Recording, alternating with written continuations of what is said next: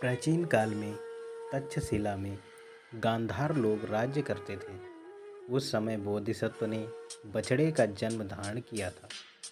जिस समय वे जन्मे थे उसी समय एक ब्राह्मण ने किसी दाता से उन्हें प्राप्त किया था। ब्राह्मण ने उनका नाम नंदी विलास रखा था।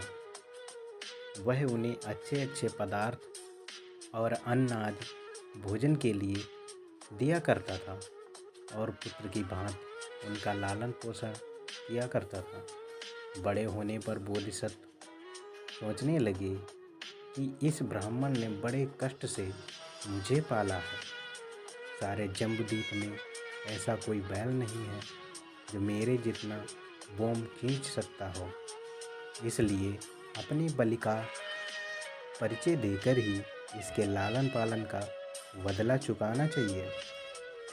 एक दिन उन्होंने ब्राह्मण से कहा, महाराज, आप किसी ऐसे महाजन के पास जाएं जिसके पास बहुत से बैल आदि हों और उससे यह कहकर 1000 रुपये का पण लगावें कि मेरा बैल 100 लदी हुई गाड़ियाँ खींच सकता है।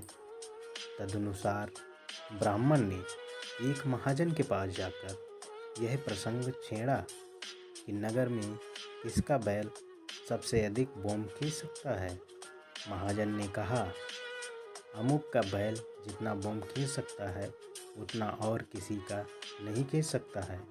ब्राह्मण ने कहा, एक बैल मेरे पास है जो एक साथ ही 100 लदी हुई गाड़ियाँ खींच सकता है।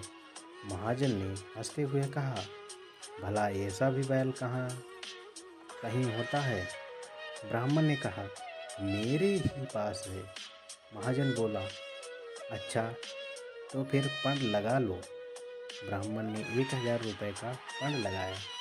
100 गाड़ियों पर कंकड़ पत्थर आदि लदवा दिए गए और उन गाड़ियों का एक पंक्ति में खड़ा करके एक साथ बांध दिया गया।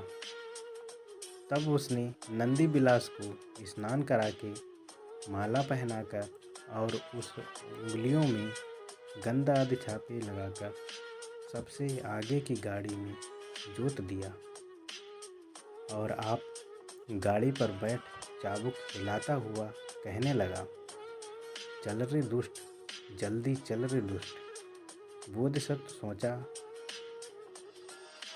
कि मैंने तो आज तक कभी कोई दुष्टता नहीं की, फिर भी यह आज मुझे दुष्ट दुष्ट कह रहा है।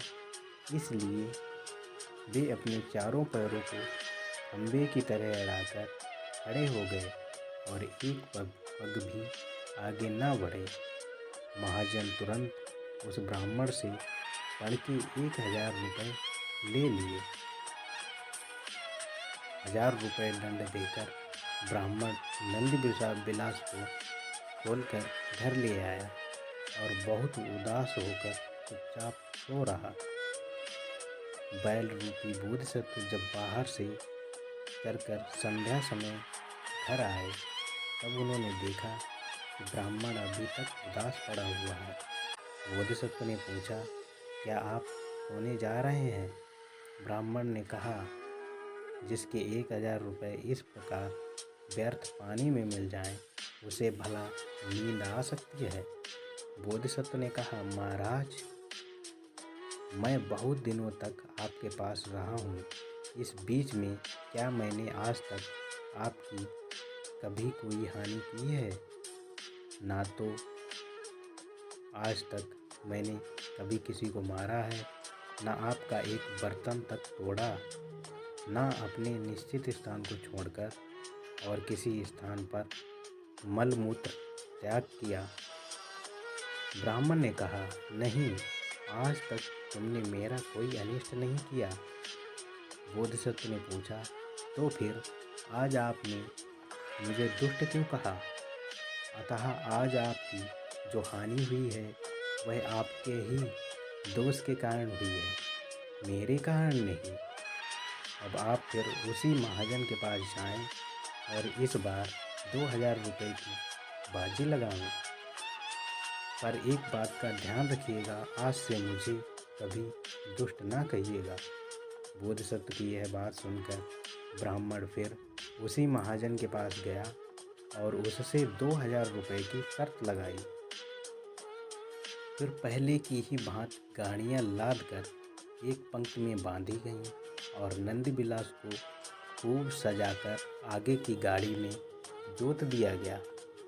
ब्राह्मण ने नंदबिलास की पीठ पर हाथ फेरते हुए और उसे प्रेम पूर्वक चुमकारते हुए, हाँ भैया जरा खींचो तो। ब्राह्मण के इस मधुर बात को सुनते ही बोधिसत्व उन गाड़ियों को खींचते हुए चल पड़े। पहले जिस स्थान पर पहली गाड़ी थी उसी क्षण भर में स्थान पर अंतिम गाड़ी आ पहुंची। महाजन पण में हार गया और उसने ब्राह्मण को तुरंत 2000 रुपये दे दिए। जिन लोगों ने यह व्यापार देखा था उन्हें भी बहुत प्रसन्न होकर नंदबिलास को बहुत कुछ दिया। वह सब धन भी ब्राह्मण को ही मिला। इस प्रकार बोधिसत्व की कृपा से ब्राह्मण को बहुत सा धन मिल गया।